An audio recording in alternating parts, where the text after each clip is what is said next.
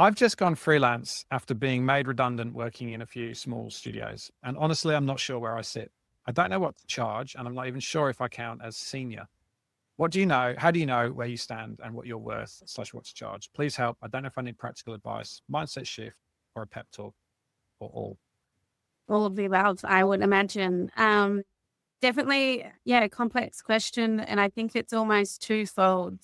So figuring out where you sit in an industry level, if you're a senior, and that looks different, individual to individual.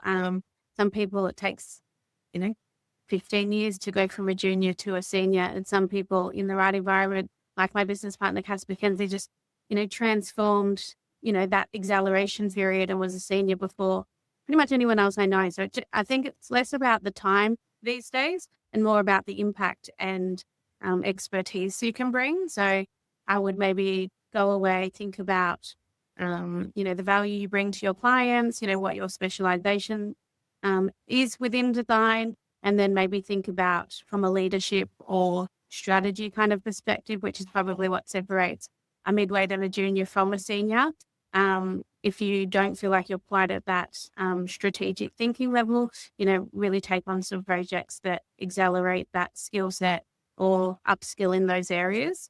And then I guess in terms of charging, that's obviously also another complex beast and will also vary. So I think for us, for us to figure out how our pricing, when we first kind of started the business, many years ago now, we sat down, figured out what our niche was and the value we could add to that niche. And then over time, we've built our reputation, we've built our relationships, and we've built our portfolio. And I think it's those three: reputation, relationships, and portfolio. If you can have those three, the world's your oyster. But if you feel like you've got great work, but not the relationships, maybe you need to work on the relationship component, to get more work. But I think once you can kind of find that happy medium between the three, that's where you can, start charging what you're worth.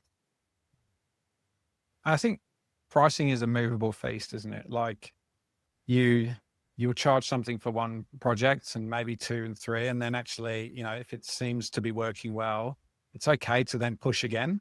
And also as if you've been, if your work is showing that it's getting better, then start charging more for it as well. So I certainly know that when I started an agency way back when, we started off with smaller projects and we, charge a fixed amount. And then we're finding that we had lots of small projects that all kind of seemed to take up a lot of time.